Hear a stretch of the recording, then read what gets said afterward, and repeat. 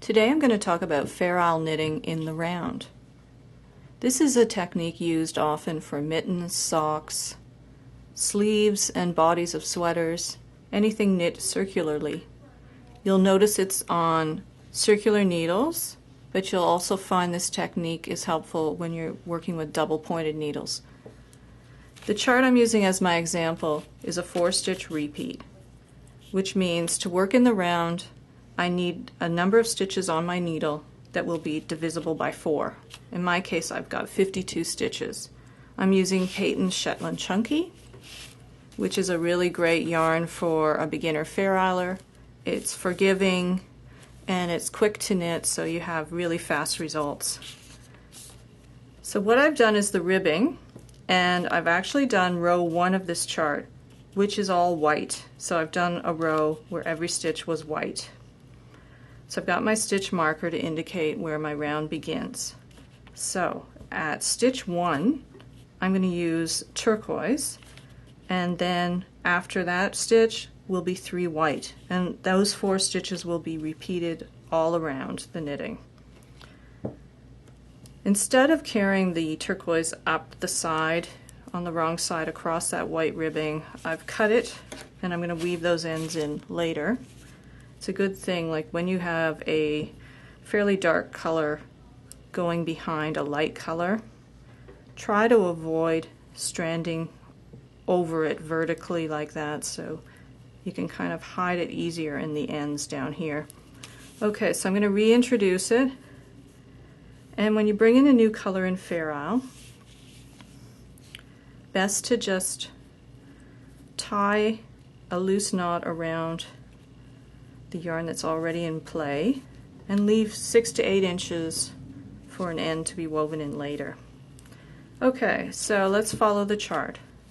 Stitch 1, knit with the turquoise. Then I do 3 stitches with white. So I bring the white back into play across that turquoise stitch I just knit, and I work 3 stitches.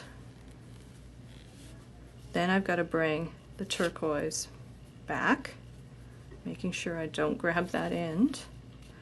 What I like to do is be consistent. In this case, I'm going to have main color across the top, meaning when I bring it back into play, I bring it over the top of the stitch just worked, and when I bring turquoise into play, I bring it underneath the stitches just worked. This creates really even stranding or knitting. Okay, the other important thing is, as the stitches accumulate on the right hand needle, keep them spread out. Don't bunch them up, which is natural to do on a circular needle, but really be aware that those stitches need room to breathe, otherwise all your knitting will pucker up. So if we look at it on the opposite side, you'll see how the turquoise yarn is being carried underneath. I'll just do a few more stitches, you can watch me, and then I'm going to pause and finish this row. Okay. And the row after this one is actually all white again.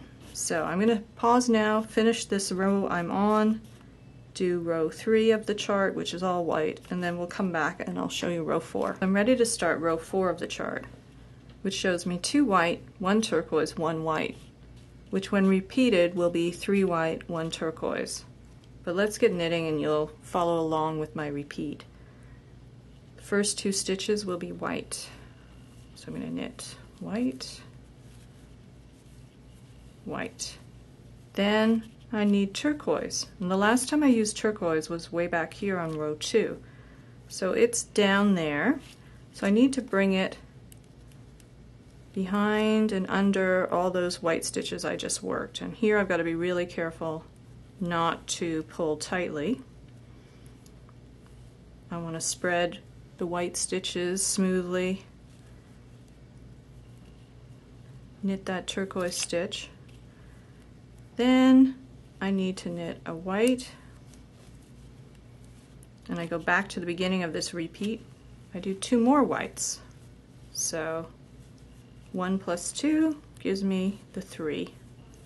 So in essence I do 3 white followed by 1 turquoise. And I'm trying to keep that same technique where the white goes across the top and the turquoise comes under.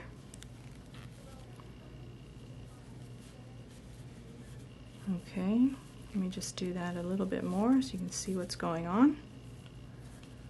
3 white,